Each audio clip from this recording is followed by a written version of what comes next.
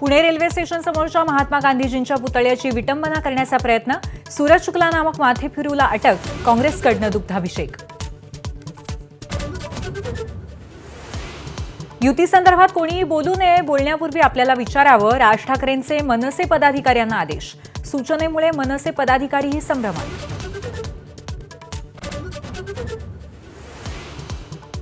ठाकरे बंधू कोणत्या मुद्द्यावरती एकत्र आले हे जसं समोर येईल त्यानुसार पुढची दिशा ठरवू, हर्षवर्धन सपकाळांची प्रतिक्रिया। पूर्वनियोजित कार्यक्रमांमुळे मेळाव्याला गेलो नसल्याचं स्पष्ट।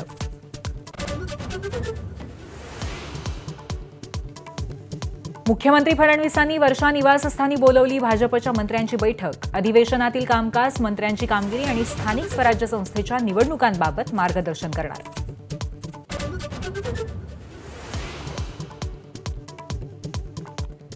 शेतकऱ्यांना दिल्या जाणाऱ्या विजेच्या मुद्द्यावरून विधिमंडळाच्या पायऱ्यांवरती विरोधकांचं आंदोलन। शेतकऱ्यांना फसवणाऱ्या सरकारचा धिक्कार असो अशा जोरदार घोषणा।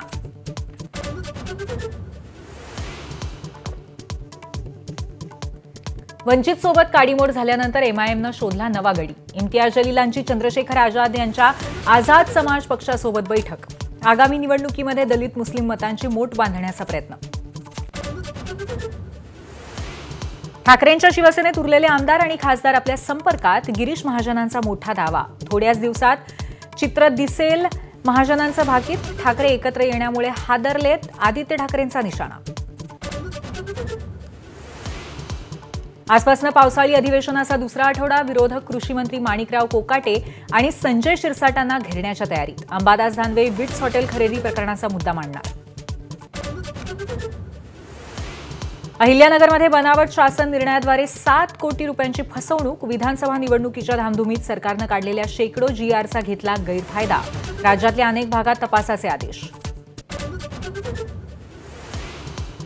देशात गरिबांची संख्या हळूहळू वाढते आणि पैसा काही मोजक्या लोकांच्या हातात आहे। केंद्रीय मंत्री नितीन गडकरींकडून गरीब आणि श्रीमंतांमधल्या वाढत्या दरीबद्दल चिंता व्यक्त।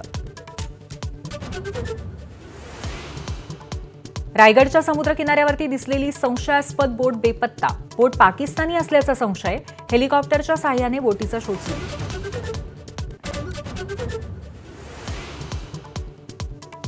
नाशिकच्या गंगापूर धरणातनं पाण्याचा विसर्ग। गोदावरी नदीच्या पाणी पातळीमध्ये वाढ। गोदाकाठावरील रस्त्यावरती पाणी आल्यामुळे नागरिकांची गैरसोय।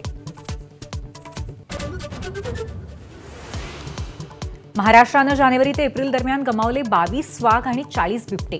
नैसर्गिक मृत्यू, विजेचा झटका आणि रेल्वे अपघातात मृत्यू झाल्याची माहिती।